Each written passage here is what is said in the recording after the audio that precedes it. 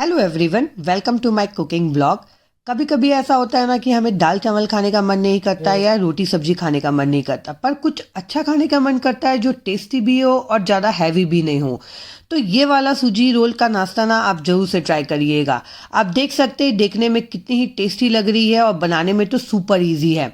बहुत ही कम समय में बन के रेडी हो जाता है और खाने में ना ये इतनी ही टेस्टी लगती है ना कि अगर आपने एक बार बना लिया ना तो आप इसे ज़रूर बार बार बनाएंगे।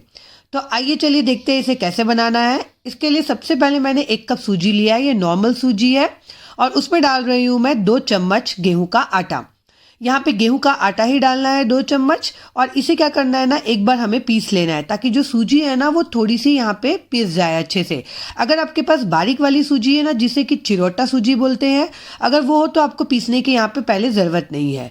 अब इसमें डाल रही हूँ मैं आधा कप दही और 1 कप भर के पानी।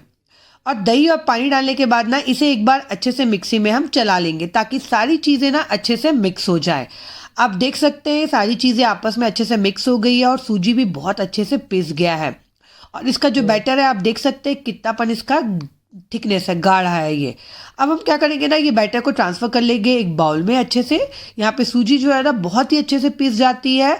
अगर हाँ बारीक वाली सूजी ले रहे हैं तो आप डायरेक्ट दही और पानी डाल के इसे पीसिएगा।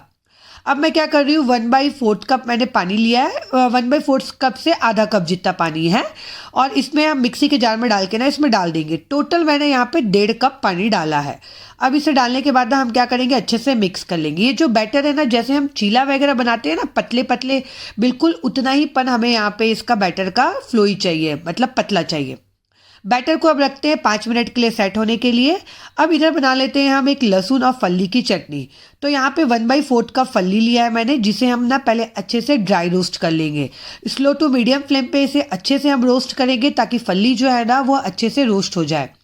अब इसमें डाल देंगे 1.5 चम्मच जितना तेल और डाल देंगे 5 से 6 लहसुन की कलियां और 4 से 5 कश्मीरी लाल मिर्च। कश्मीरी लाल मिर्च डालने से क्या होगा ना, इसका कलर बहुत ही बढ़िया आता है और बहुत ज़्यादा ये तीखी नहीं होगी। अगर आपके पास यहाँ पे कश्मीरी लाल मिर्च ऐसा सूखा नहीं है तो आप यहाँ पे पाउडर भी डाल सकते हैं। और ये सारी चीज़ों को ना अच्छे से हम भून लेंगे जब तक कि ना लहसुन जो है ना वो अच्छे से थोड़ा हल्का हल्का ब्राउन स्पॉट जैसा ना भुजा जाए। आप देख सकते हैं हमारा लहसुन भी अच्छे से भुजा गया। इस स्टेज पे हम डाल देंगे 1/4 कप जितना सूखा नारियल जिसे मैंने काट लिया था और 2 चम्मच भर के सफ़ेद तिल। और इसमें डालेंगे 1 चम्मच नमक। छोटा चम्मच था तो मैंने 2 चम्मच डाला है। अगर बड़ा चम्मच यूज़ कर रहे हैं आप तो 1 चम्मच ही नमक डालिएगा अपने स्वाद अनुसार। और ये सारी चीज़ों को ना हम 1 से 2 मिनट के लिए अच्छे से भून लेंगे ताकि क्या है, नारियल और तिल का जो कच्चापन है ना वो निकल जाए। अब इसे हम ठंडा कर लेंगे। ठंडा करने के बाद ना हम क्या करेंगे, इसे मिक्सी के जार में हम ट्रांसफ़र कर लेंगे। अभी यहाँ पे हमें इसे एकदम बारीक पीसना है, तो इसीलिए हमें क्या करना है, इसे ठंडा करना बहुत ज़रूरी है। अगर गरम गरम में आप पीसेंगे ना तो ये ना एकदम लड्डू टाइप का बन जाएगा, पिसाएगा नहीं। तो इसीलिए इसे ठंडा करके ही पीसिएगा।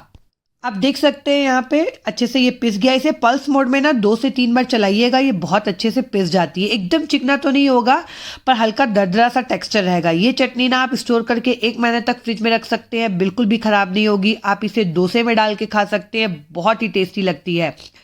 अब इधर मैंने क्या किया है, स्टीम करने के लिए ना एक कढ़ाई में पानी डाल दिया है, उसके ऊपर एक स्टैंड रख दिया है।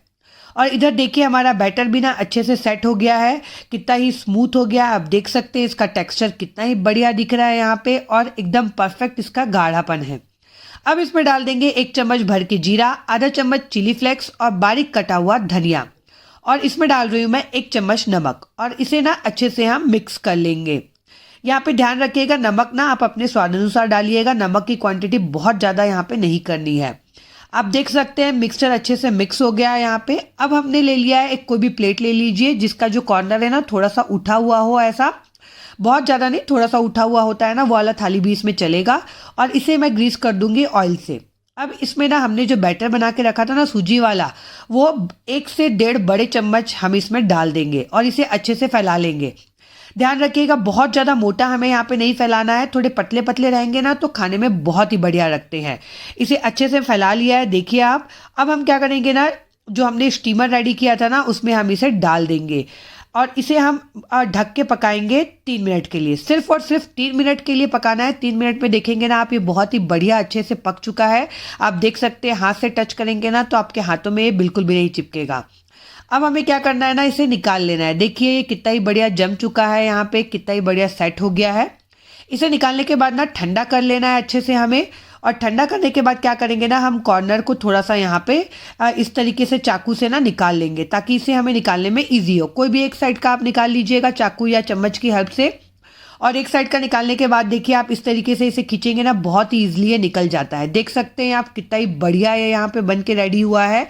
अब इसे हम क्या करेंगे, पलट के यहाँ पे रख देंगे और इसे ना हम कट कर लेंगे। आपको जितना बड़ा रोल बनाना हो ना, उतना बड़ा यहाँ पे आप इसे कट कर लीजिएगा।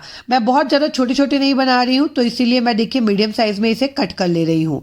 जैसे कि खांडवी वगैरह हम बनाते हैं ना, बस उसी साइज़ का आपको यहाँ पे बना के रेडी कर लेना है। और इसके ऊपर स्प्रेड कर देना है जो फल्ली और लहसुन की हमने जो सूखी चटनी बना के रेडी किया था ना, वो। इसे डालना टोटली ऑप्शनल है। आप चाहें ना तो इसे सादा भी बना सकते हैं, या चाहें तो बच्चों के लिए बना रहे हैं ना अगर, तो इसके ऊपर चीज़ स्प्रेड कर सकते हैं। इसके ऊपर टोमेटो सॉस या मेयोनीज लगा के दे सकते हैं। बच्चे ना बड़े ही चाव से खाएंगे। अब देखिए ये सारा ही जितना आपको चटनी यहाँ पे पसंद हो ना, उसके अकॉर्डिंग यहाँ पे लगा लीजिएगा। और इसे हमें रोल करना है, जैसे हम खांडवी वगैरह रोल करते हैं ना एकदम टाइटली, बिल्कुल वैसे ही इसे रोल करते हुए जाना है। बहुत ही ईजिली रोल हो जाएगा। आप देख सकते हैं ये बिल्कुल भी नहीं टूटता है, और रोल करने में आपको बिल्कुल भी परेशानी नहीं होगी। बस ध्यान रखिएगा कि थोड़ा सा हमें टाइटली इसे रोल करना है। देखिए यहाँ पे हमारा एक रोल बन के रेडी है। देख सकते हैं आप, देखने में ही कितना ही बढ़िया लग रहा है ये, और खाने में तो बहुत ही टेस्टी लगता है। इसी तरीके से ना दूसरा रोल भी मैं आपको करके दिखा रही हूँ। देखिए बस पकड़ते जाइएगा और टाइटली इसे रोल करते जाइएगा। यहाँ पे जो चटनी की क्वांटिटी है ना, वो आप अपने अकॉर्डिंग यहाँ पे स्प्रेड कर सकते हैं। ज़्यादा पसंद हो तो ज़्यादा, कम पसंद हो तो कम, या चाहे तो स्किप भी कर सकते हैं। पर डालेंगे ना तो इससे इसका टेस्ट ना बहुत ही बढ़िया आता है।